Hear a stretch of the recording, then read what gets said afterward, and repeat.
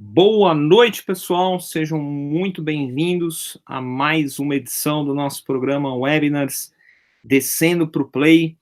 Essa é a última edição do ano de 2018. Nós começamos o programa em janeiro desse ano e daremos uma pausa aí para descanso, retornando em janeiro de 2019. Então, lembrando sempre que a proposta do canal é trazer cases, trazer pessoas aí que estão no meio de entrega de projetos, principalmente utilizando abordagens ágeis, abordagens enxutas, e mostrando aí as dificuldades, mostrando aí os resultados, né? De teoria a gente já tem bastante aí na internet, em eventos, mas a ideia do canal é sempre dar espaço para o mundo real, né? O que está acontecendo no mundo lá fora. E hoje nós estamos fechando com uma visão executiva, ágil fechando a conta, uma visão executiva sobre o assunto. Porque nós ouvimos muito algumas frases, né, que eu costumo dizer que são frases mais requentadas que café de ontem, que é agregar valor, mudar mindset, mudar mind 8, mudar mind 9, mind 10, mind 11. Mas e no final do dia, né? Como isso se converte em dinheiro? Como isso se converte em resultado no final do dia? E o sponsor? E quem está pagando a conta? Né? E o patrocinador? E o executivo? E o C-Level? Ele quer saber de sprint, de squad, de Scrum Master, de Kanban, de Service Delivery Manager? Ou ele quer saber de resultado, né? Então a proposta hoje é trazer um executivo que passou, que teve uma experiência recente aí em sua empresa, é um processo de transformação, e ele vai falar sobre ágil fechando a conta, né? O que motivou a gerar a mudança e o principal, como a conta fechou, né? Joia? Então, com vocês aqui nessa noite, meus amigos, Leonel Coelho. Léo, é com você, meu querido. Apresente-se aí para a galera. Uma ótima noite aí a todos vocês. Final do nosso encontro, darei alguns recados adicionais, galera. Um ótimo webinar aí para todo mundo. Beleza, Vitão? Boa noite, pessoal. Um prazer enorme estar aqui com vocês, compartilhando um pouquinho da experiência que eu vivenciei. Acho que o Vitor introduziu bastante bem, porque eu sou o cara chato que preciso sempre fechar a conta. Então, o meu olhar sempre é muito em termos de resultado de negócio. A gente sabe que no final do dia existem contas para pagar e o método ele precisa ser um aliado nessa luta diária que nós temos. Me apresentando rapidamente, eu sou Leonel, sou administrador de empresas por necessidade, eu tenho aí 25 anos de carreira, 14 desses 25 anos como empresário, sócio de empresa de tecnologia da informação. Eu sou economista por formação, daí também muito meu olhar de financeiro em cima de qualquer tipo de iniciativa que a gente tem dentro da empresa. Mas, por essência, eu sou um profissional de tecnologia da informação. Eu comecei minha carreira muito novo, eu percorri a trilha básica, né, da TI, iniciei como estagiário, fui programador, fui analista de sistemas, virei coordenador de área, virei gerente de projetos, virei diretor e consegui, depois de algum tempo, montar a minha própria empresa. E o caso que eu vou comentar aqui tem a ver com uma experiência dentro dessa empresa. A empresa ela foi constituída em 2006. Em 2014, eu vendi parte das cotas para um grupo multinacional, sediado na Itália, mas com operação no mundo inteiro, e igualmente um grupo de tecnologia da informação. Então, a gente está falando de TI na veia aqui, né? Basicamente, eu tenho sido responsável pelo desenho das ofertas e pelo resultado corporativo. No final do dia, apesar de eu ser sócio da empresa, eu tenho uma board de acionistas que, obviamente, exigem resultado. E a minha veia de profissional de TI sempre me fez um entusiasta de metodologia. Eu costumo falar que todo método é bom desde que você use, né? E eu já experimentei algumas metodologias e no Ágil eu vi uma série de benefícios, tanto operacionais quanto em relação a resultado, né?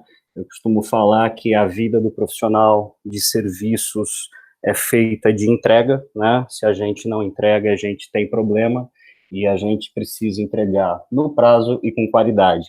Eu acho que métodos sempre ajudam, acho que métodos são mais do que ajudantes, são fundamentais para isso, e entendo que essa jornada ágil que a gente experimentou reforçou ainda mais, e com uma abordagem que no final do dia acaba sendo mais eficiente, mais eficaz, acaba agregando mais valor para o cliente e acaba fechando a conta também. Só para contextualizar o ambiente corporativo, aqui rapidamente uma fotografia da empresa. Então, como eu falei, é uma empresa de tecnologia da informação, nós nos posicionamos como integradores de sistemas e no final do dia o nosso produto é a parte de gerenciamento de processos, né? E a gente materializa isso através de projetos de escopo fechado, através de sustentação, fábricas, tanto de software como de testes, e a parte de serviços gerenciados, infra e transformação digital. Eu coloco essa oferta porque eu vou detalhar um pouquinho mais na frente como foi a decisão de partir para métodos ágeis. O nosso principal produto são projetos de escopo fechado, porque embora eles não representem financeiramente a maior parte da companhia, normalmente eles são a porta de entrada para grandes clientes. Dificilmente a gente consegue começar em um cliente novo, configurando toda uma fábrica de software, ou ainda entrando com uma operação de sustentação. Então, o nosso cartão de visitas normalmente é o projeto de escopo fechado. E se a gente não consegue entregar, significa que nosso cartão de visitas não é bonito e a gente não consegue seguir com o cliente. Então, o projeto de escopo fechado para a gente sempre foi muito, muito crítico, porque a gente precisa ser assertivo, a gente precisa fazer um bom trabalho e a gente precisa causar uma boa impressão no cliente, principalmente para vir levantando outras linhas de negócio que nós oferecemos. Do lado direito tem uma fotografia de tamanho, né? Esse, obviamente, é o resultado do grupo inteiro, infelizmente não é o resultado somente do Brasil, mas o Brasil faz parte disso, e eu coloco um pouco dos números só para compartilhar com vocês um pouco da pressão e o tamanho da pressão que o acionista acaba fazendo em mim e, obviamente, na minha equipe toda. Vamos lá, gente. Qual foi o grande desafio? A empresa ela começou em 2006, a gente sempre operou com metodologia, né, porque para a gente sempre foi fundamental entregar o que a gente vende, e como a maior parte das empresas, a gente estava naquele waterfallzão bonito, pesado, gordo, com muito pouca flexibilidade, e no começo da empresa isso funcionou bastante bem, porque basicamente o mercado trabalhava assim. Conforme os anos foram passando, a gente começou a perceber, primeiro, uma massificação de aplicações, né? Muito mais aplicação disponível no mercado, muito mais sistemas disponíveis no mercado, e a cada ano, eu costumo falar que foi um glamour. O que eu chamo de glamour, basicamente, há 10 anos, era muito razoável você chegar em um cliente e falar que entregaria um projeto em um ano e esse projeto custaria R$1 milhão. Hoje em dia é praticamente impossível você começar uma relação com um cliente nesses tamanhos, né, nesses volumes financeiros e principalmente nesse tamanho de prazo. Eu ouvi diversas vezes de cliente que precisava de uma solução customizada ao negócio dele, que tinha algo muito parecido no celular dele, que na Apple Store ele baixava por $1, então era inadmissível, eu não conseguia entender porque a gente demoraria meses para fazer algo que ele gastaria $1 e conseguiria baixar da Store do celular dele. Além disso, as pessoas, elas começaram a ter muito mais familiaridade, né, com sistemas de informática. TI deixou de ser aquela caixa preta, né, onde a gente entrava no escritório, o pessoal olhava a gente diferente, falando, ó, os caras aí da TI, os caras aí são os caras que fazem, né, o que a gente não entende direito, mas eles fazem. Conforme foi popularizando, né, tecnologia no mundo, esse glamour foi acabando. O que eu pessoalmente acho muito positivo, né? Porque cada vez mais para mim, TI é uma área meio e não uma área fim. Mas no papel de responsável por uma empresa, né, de tecnologia da informação, por um integrador de sistemas, por alguém que faz e tem que entregar software, a gente precisava se adaptar. Eu comecei a entender que a gente precisava caminhar para isso, obviamente, quando a gente começou a perder negócio, né? E eu fui bastante resistente em um primeiro momento de iniciar a utilização de métodos ágeis, principalmente porque, como eu falei anteriormente, o meu principal produto são projetos de escopo fechado. E na minha cabeça era sempre muito difícil entender como conciliar projeto de escopo fechado com métodos ágeis. Quando a gente vem de um escopo fechado, classicamente, a gente está falando antes de começar o que a gente vai fazer, quando a gente vai entregar e quanto vai custar. E quando a gente olha para o ágil, a gente vê que o ágil é muito melhor do que isso, né? O ágil, ele consegue perceber no meio do caminho variações de entendimento ou variações do próprio negócio e consegue se adaptar a isso. Só que na minha cabeça era sempre muito complicado fechar a conta, ou seja, ok, eu vou vender uma coisa onde o cliente sabe antecipadamente quanto ele vai pagar, e vou utilizar um método que é mais flexível, então eu corro um grande risco de dar um tiro no pé, né, do projeto ser muito bom, o cliente ficar muito feliz, mas no final do dia eu não consegui monetizar, eu não consegui rentabilizar esse trabalho. Um outro desafio é que 90% dos nossos clientes são de indústrias muito tradicionais, a maior parte deles na indústria de seguros, né, que é uma indústria mais lenta e menos receptiva a inovações, tanto de tecnologia quanto de método de trabalho. E, por outro lado, o nosso público interno, nossos profissionais, hoje a gente tem aí cerca de 150 profissionais, e sua grande maioria tem um perfil bastante jovem e bastante antenado com o que acontece no mercado. E é muito complicado você reter as pessoas se você não tiver utilizando tecnologias alinhadas ao que o mercado está utilizando e metodologias também. E por último, né, como eu venho falando desde o começo, a conta sempre tem que fechar. Então essa é uma fotografia, esse é um panorama do desafio, e a gente começou essa jornada ágil no ano de 2014, 2015. Então entendo eu que a gente tem até demorado um pouco, né, para tentar adaptar a empresa a esses novos métodos, e o principal motivo dessa demora foi justamente esses 7 de desafios que eu contei para vocês. De qualquer forma, precisava ser feito, e aí a gente começou, né?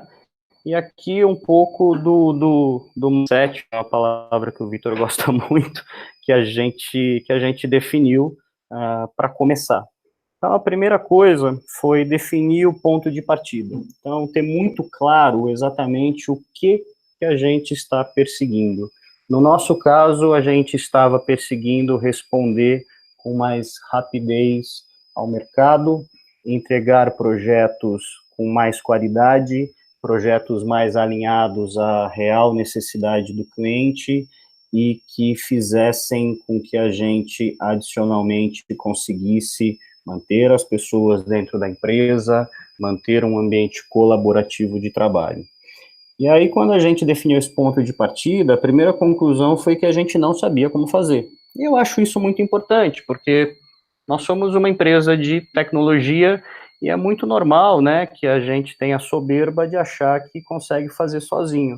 E para mim um ponto de muito acerto, né, foi a gente entender antes de começar que sozinhos nós não conseguiríamos chegar do outro lado. Então a gente definiu alguns parceiros, o principal parceiro foi o Vitor com a empresa dele, e acho que foi uma decisão muito acertada, porque sempre alguém que não está com a cabeça enterrada dentro do teu negócio vai conseguir perceber coisas que você não consegue enxergar, além, obviamente, de toda a técnica necessária para esse tipo de implantação, para esse tipo de transformação organizacional. Um outro ponto muito importante que a gente sempre zelou muito foi ter cuidado para não ser muito radical. A gente teve que pintar o avião com o avião voando. Nós não conseguiríamos pousar o avião para pintar e depois subir com ele novamente, porque, primeiro, as contas de todos os meses, elas não param de chegar. Segundo, a gente já tinha uma empresa constituída, com clientes ativos, com contratos ativos, com bons contratos que a gente não poderia perder, que a gente não queria perder, e que sempre pagou a conta aí da empresa toda. E quando eu falo que não se pode quebrar pratos importantes, eu sempre vejo ludicamente que quando a gente trabalha com serviço, a gente fica equilibrando um monte de pratinho, né? E a mágica do negócio é a gente não deixar nenhum deles cair. Quando eu falo em não radicalizar demais, eu estou falando que nenhum prato pode quebrar. E o principal de tudo, gente, o engajamento das pessoas. Eu acho que a decisão pela transformação organizacional, pela mudança da metodologia, pela adoção de processos mais ágeis, de métodos mais ágeis, ela não é uma decisão do C-level, ela não é uma decisão da parte gerencial da empresa, ela tem que ser uma decisão de todos e, principalmente, ela tem que contar com o engajamento de todo mundo. Eu entendo que se as pessoas não estiverem engajadas, não vai funcionar. Por mais bem intencionado que você esteja, por mais bem assessorado que você esteja, eu acho que não vai funcionar. E sempre um medo que eu tenho quando eu inicio algo é que quando a coisa começa, normalmente existe uma empolgação natural, as pessoas são assim, e isso é muito comum. Então, mais importante do que você engajar as pessoas é você mantê-las engajadas. A gente sempre usou muito o termo de manter a chama acesa. Então, uma vez que as pessoas entenderam para onde a empresa está indo, como ela está indo, e elas normalmente ficam super empolgadas no primeiro mês e no segundo, ou ao primeiro sinal de fracasso, né, da transformação, elas começam já a se desmotivar. Então, um ponto muito importante é sempre manter essa chama acesa, manter todo mundo motivado dentro do barco e puxando para que as coisas aconteçam. Isso fez, né, então, depois de entender o desafio, de definir como nós partiríamos para a transformação organizacional, de nós definirmos as questões de que, ok, acho que ágil faz muito sentido, a gente sempre foi muito contra a sopa de letrinhas, então a gente ouve no mercado falar de um monte de coisa, de Lean, de Scrum, de XP, de Design Thinking, Kanban, PDCL, enfim, tem um emaranhado de coisas e para quem precisa no final do dia fechar a conta, esse monte de letrinha mais atrapalha do que ajuda. Então, a gente sempre foi muito flexível em relação ao método, a gente queria um método que funcionasse, independente do nome dele. Nós optamos pelo Scrum, então, num primeiro momento, a gente fez todo um treinamento com todo o time de Scrum, a gente começou a mudar o ambiente de trabalho, acho que o básico, né, deixou o ambiente de trabalho mais colaborativo, deixou o ambiente de trabalho mais aberto, colocou Kanban, colocou espaços dentro da empresa os ritos normais, para as dailies, para as retrospectivas, enfim. E o fato de a gente ter começado com o Scrum não significa que a gente tenha sido radical em nenhum momento, porque com o passar do tempo, e eu estou falando aí que isso aconteceu há 2, 3 anos, a gente veio adicionando, acrescentando, a gente foi colocando mais tempero nesse molho, e é uma satisfação enorme ver que hoje a gente trabalha de forma muito mais ágil, muito mais assertiva, muito mais eficaz, e não necessariamente olhando para o nome do método ou para a técnica acadêmica. A gente usa o que funciona, a gente não tem nenhuma vergonha de errar. O método ágil, ele também te ajuda a perceber seus erros mais rapidamente e corrigir a rota no meio do caminho. Então, acho que essa mudança do ambiente de trabalho, essa flexibilidade do nosso lado, dos parceiros que contribuíram para que a gente fosse mudando a empresa, né, mudando o método, mudando a forma das pessoas trabalharem. Eu acho que isso, a cada dia que passa, vai se aprimorando. Então, eu entendo que também o método seja incremental.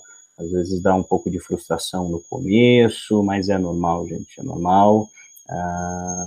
É muito importante também, foi uma outra coisa que a gente conseguiu fazer, vir quebrando, né, alguns paradigmas, principalmente do lado do cliente.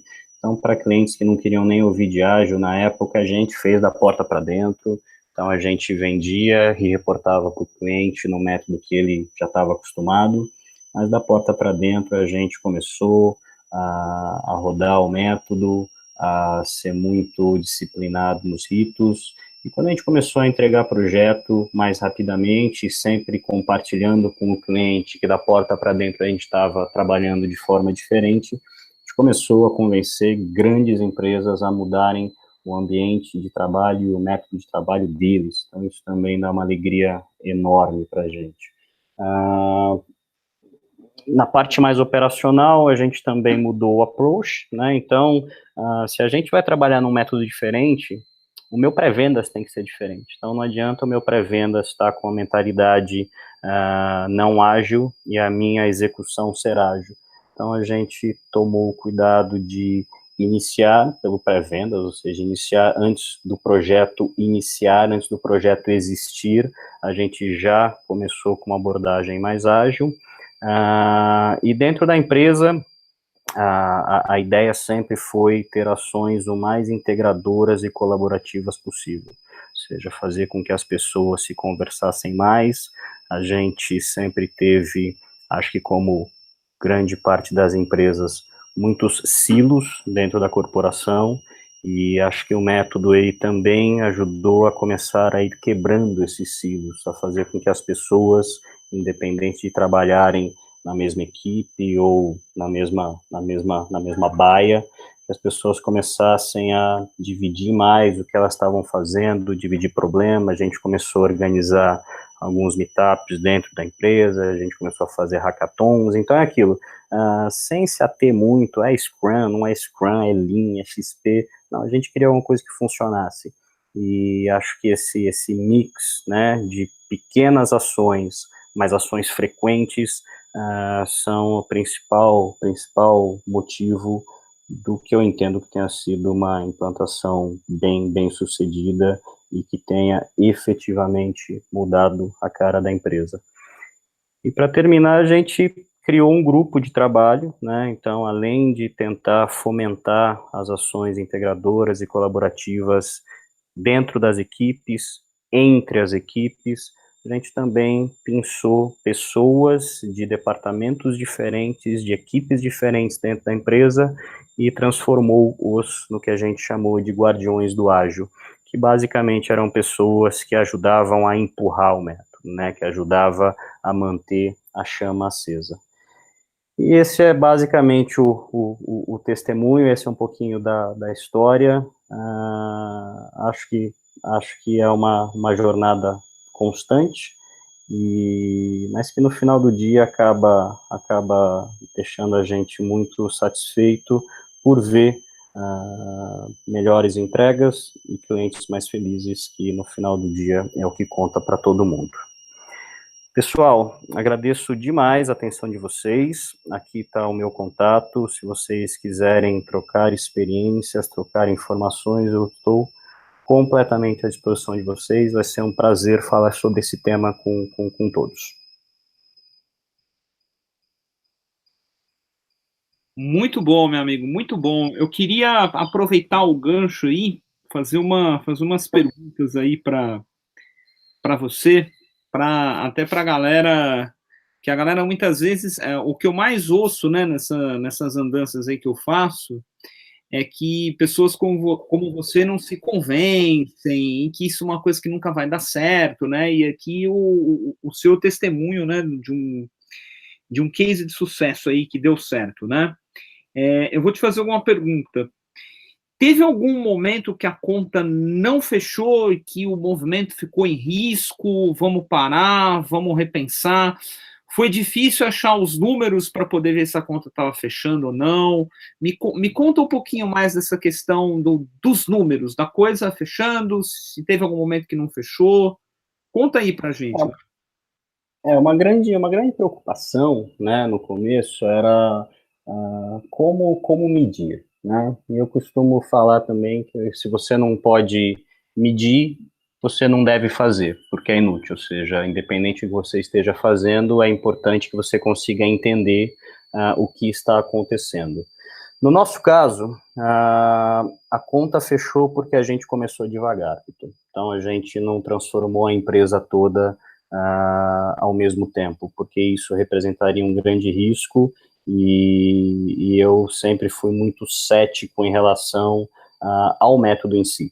Então, eu comecei com pequenos projetos, com equipes especificamente já operando, para que o método me convencesse de que a conta fecharia.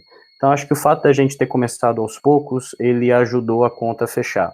Em relação a pensar em desistir, cara, é engraçado, depois que você começa a usar o método, até o clima da tua empresa muda. Então, depois que você começa, é complicado você voltar atrás, porque eu comecei a perceber um monte de coisas muito legais, coisas que potencialmente faria com que nós trabalhássemos melhor, que a gente conseguisse atender melhor o cliente. Então, isso fez com que eu não pensasse em voltar atrás, e a conta sempre fechou porque a gente começou passo a passo. A gente não, em nenhum momento foi muito radical. Legal, Léo. Foi só perguntar que a galera se animou aqui. Uma pergunta aqui que ela é muito recorrente, né? E essa é uma dor, né? Eu tive a oportunidade de estar trabalhando com várias consultorias, né? E é uma dor meio que comum, né? Que é a questão do escopo fechado com método ágil. Como é que essa conta fechou, Léo? Aqui tem uma pergunta aqui do Fábio Bradio, né? Perguntando se poderia explorar um pouco mais o tema escopo fechado com método ágil, que eu acredito que essa seja a grande dor, o grande desafio das consultorias, né, das prestadoras de serviço, quando partem para esse método. Quando a coisa é interna, é um pouco mais fácil, né? Porque está dentro de casa, é cliente interno. Quando você fala com um cliente externo, acredito que você tenha de tudo, né? Você tem todo tipo de cliente, todo tipo de situação, né? Como é que foi essa estratégia aí, ao ponto de começar internamente? O que foi repensado em termos de contrato? Esse é um tema que a galera costuma me perguntar bastante, mas ninguém melhor do que você para contar essa história para a galera. Boa, Fábio. A tua pergunta foi minha pergunta, acho que por uns 2 anos, cara, e por isso que a gente começou essa jornada em 2014 e não em, sei lá, 2010, 2012, né? Na minha cabeça, o trade-off sempre foi como é que eu vou fazer para vender escopo fechado com um método que prega flexibilidade. Então, a primeira coisa que a gente fez foi mudar o nosso pré-vendas, né?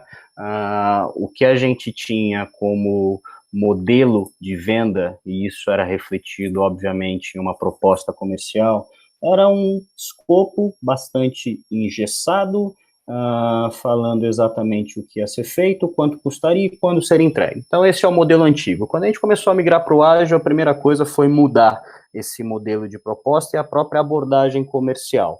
De que forma? A gente mudou a forma de entendimento, então a gente começou a trabalhar com Canvas para fazer as reuniões de entendimento, a gente chegava em reunião de entendimento com o cliente. Estou falando tudo isso pré-proposta, tá? O pré-vendas clássico, ou seja, quando eu entro num cliente para entender o que ele precisa e eu preciso entender para conseguir fazer uma boa proposta para ele. Então, já nesse momento, a gente começou a usar Canvas para caramba, a gente chegava nas reuniões cheio de post-it, a gente começou a perguntar o que ele queria e entender o que ele queria já utilizando o método. Então, essa foi uma grande mudança, eu acho que foi uma mudança muito acertada. Porque quando desde o começo você começa a dividir com o cliente a forma que você vai atendê-lo, já quebra um pouquinho a resistência. Apesar disso, como eu falei, 90% do que a gente fazia era com seguradora, então, assim, é difícil, porque o cara não consegue trabalhar com 10 fornecedores e usando o waterfall e um fornecedor usando o ágil. Normalmente o cara tem um PMO dentro da empresa dele, então as coisas não se adaptam muito bem. E aí o que a gente fez foi transformar o escopo fechado em sprints. Em algumas propostas a gente não citava os nomes sprint, Scrum Master, PO, a gente manteve a proposta da forma que era antes, só que da porta para dentro a gente dividia o projeto em sprints. Então, como eu fazia no Waterfall, ou seja, eu tenho aqui um escopo a ser atendido, e a gente mudou o método da porta para dentro, a gente calculava quantas sprints seriam necessárias e colocava o preço com base nisso. Obviamente, a gente colocava algumas sprints extras, entendendo que para respeitar o método e para entender a flexibilidade do método, é importante que você tenha algum buffer financeiro, mas isso não pode ser exagerado, porque senão você perde competitividade na tua proposta. E, principalmente, uma coisa que ajudou muito, a gente começou a fazer reuniões de reportes semanais com o cliente. Então, a gente já usou sprint de 1 e sprint de 2 semanas. Nos primeiros projetos, a gente preferia usar sprint de 1 semana. Por quê? Porque a gente tinha planning e a gente tinha review retrô na mesma semana e a gente começou a trazer o cliente para dentro desses ritos, sem contar para ele o nome do rito, o nome do método. Então, o início foi assim, então a gente mascarava a proposta como um waterfall, apesar de ter feito todo o trabalho de levantamento e entendimento já olhando para o método. Da porta para dentro, a gente rodava o método independente do cliente entender e querer esse método, e com o passar do tempo, e hoje o modelo é esse, a gente conseguiu chegar a um modelo de negócio, a um modelo de proposta de escopo fechado, onde a gente vende sprint. Então, a gente coloca na proposta qual que é o escopo macro, de novo, usando muito Canvas, entendendo onde o cliente está, onde ele vai chegar, quem são os interlocutores, qual que é o output disso, mas a gente começou a precificar por sprint. Então, ok, cara, pelo meu entendimento, eu estou te vendendo 10 sprints, vai custar X mil reais, e cada sprint extra custa Y mil reais. Dessa forma, a gente conseguiu abordar escopo fechado, e a gente, cara, tô tentando aqui puxar na memória se a gente teve algum tombo aí de algum projeto que a gente tenha vendido assim e perdido dinheiro. E, honestamente, não me vem nenhum. Então, das experiências que a gente teve, a gente tem vendido e tem feito e entregue muito projeto assim, a conta tem fechado com essa abordagem. Legal, Léo. Deixa eu te fazer mais uma pergunta. Algum caso que precisou usar essa sprint? Eu entendi que o contrato era a conta, né? Esforço por capacidade por sprint, da X sprints, mais o buffer, né? Uhum. E em casos que passou do buffer, eu entendi que vocês determinaram que cobravam um valor adicional por essa sprint adicional, né? Uhum. Como o cliente recebia isso? Nos casos em que passou essas sprints do buffer e realmente foi necessária uma ou mais sprints adicionais? Como foi o comportamento do cliente? Como ele recebeu isso? Cara, essa pergunta é muito boa e acho que a resposta vai ser surpreendente. A reação do cliente sempre foi extremamente tranquila. Explico o porquê. Como a gente começou a trazer o cliente para dentro dos ritos, desde o começo, o cliente sempre soube o que estava acontecendo.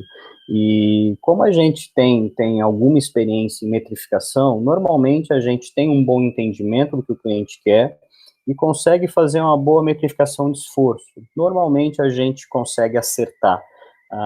E o que faz um projeto estourar, via de regra, é aumento de escopo, né? O cara percebeu no meio do caminho que ele precisa de mais coisa ou precisa de coisas diferentes.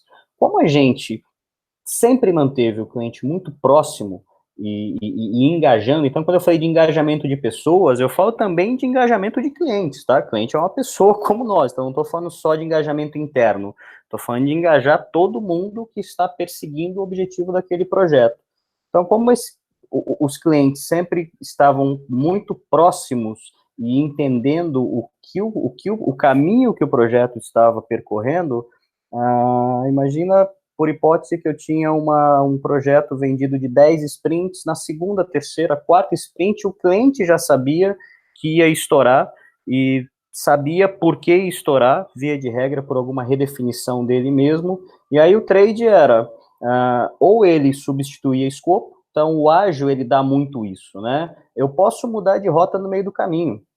Então, quando isso acontecia, se o cliente não tinha mais budget, ele trocava escopo. Então, tá bom, cara, isso daqui que eu estou definindo agora é mandatório, mas tal coisa que eu tinha falado não é mais tão importante. Então, a gente negociava, né, durante o projeto, ou então, se ele também tivesse uma reserva financeira, ele entendia que ia mais uma, duas, três sprints e já entendia por quê e já empenhava o dinheiro para isso.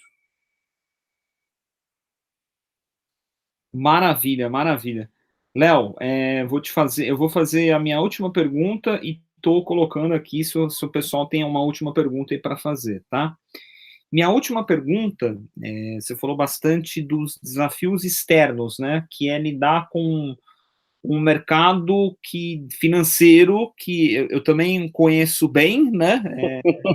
A formação foi essa e tenho clientes também, né? Agora a gente está aí com algumas grandes seguradoras no mercado também tentando reinventar seus métodos de trabalho, né? Então é um mundo que eu conheço bem.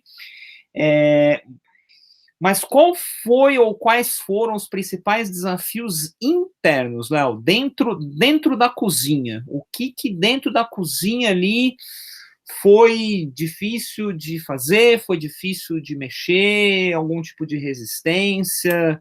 Compartilhem com a gente aí, Léo, por favor. Cara, o principal desafio interno foi quebrar silos. Então, a empresa ela já rodava há bastante tempo e a gente tem um turnover super baixo, ou seja, as pessoas que trabalham conosco, elas, em sua maioria, estão conosco já há bastante tempo.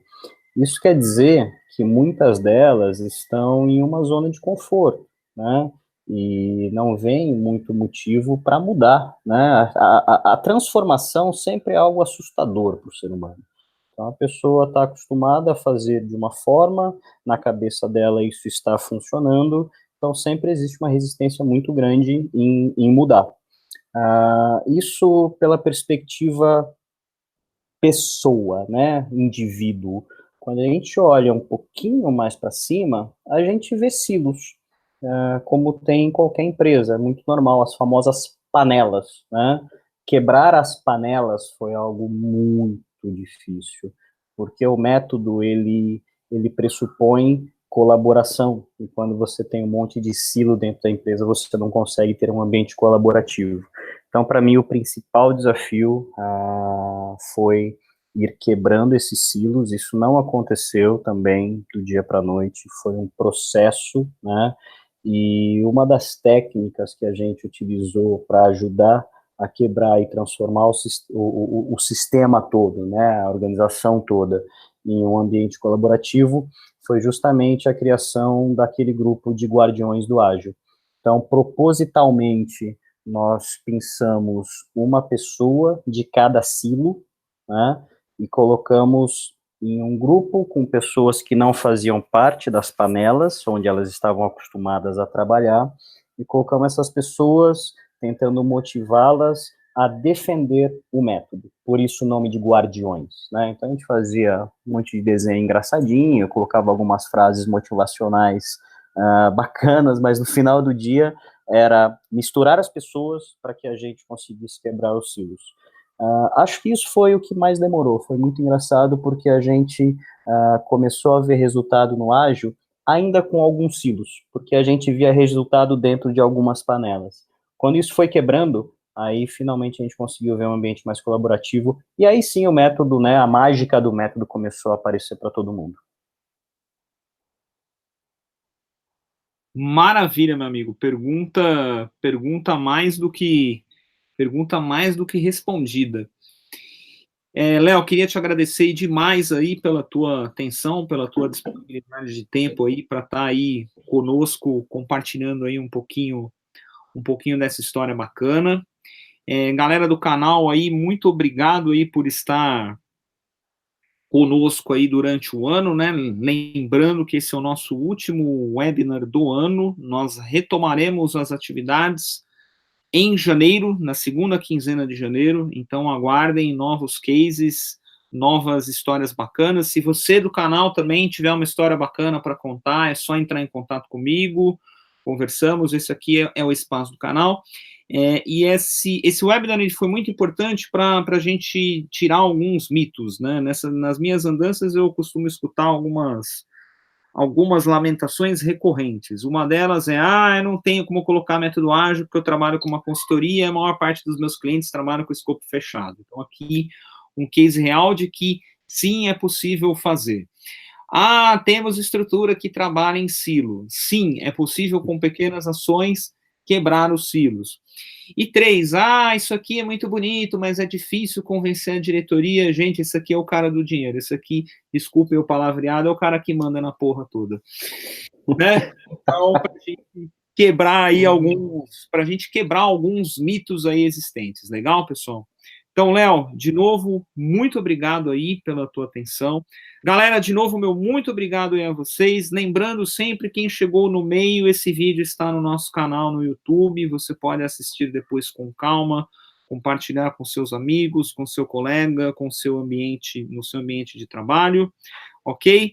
E nos vemos em janeiro de 2019. Vitor, por que não em dezembro? Porque sou filho de Deus e quero descansar, jovens. Nos veremos em janeiro de 2019, se Deus quiser, com novos cases no canal. Tá certo? Beleza, Vitão. Deixa eu só agradecer o convite, agradecer aí todo mundo que acompanhou. E eu não liguei a câmera só para vocês verem minha cara feia, não. Liguei a câmera por isso aqui, ó. People make it possible. Eu acho que esse daqui essa é a principal mensagem. Engajando as pessoas, dá para fazer acontecer. Obrigado para todo mundo, boa noite a todos. Pessoal, muito boa noite a todos, até 2019, um grande abraço.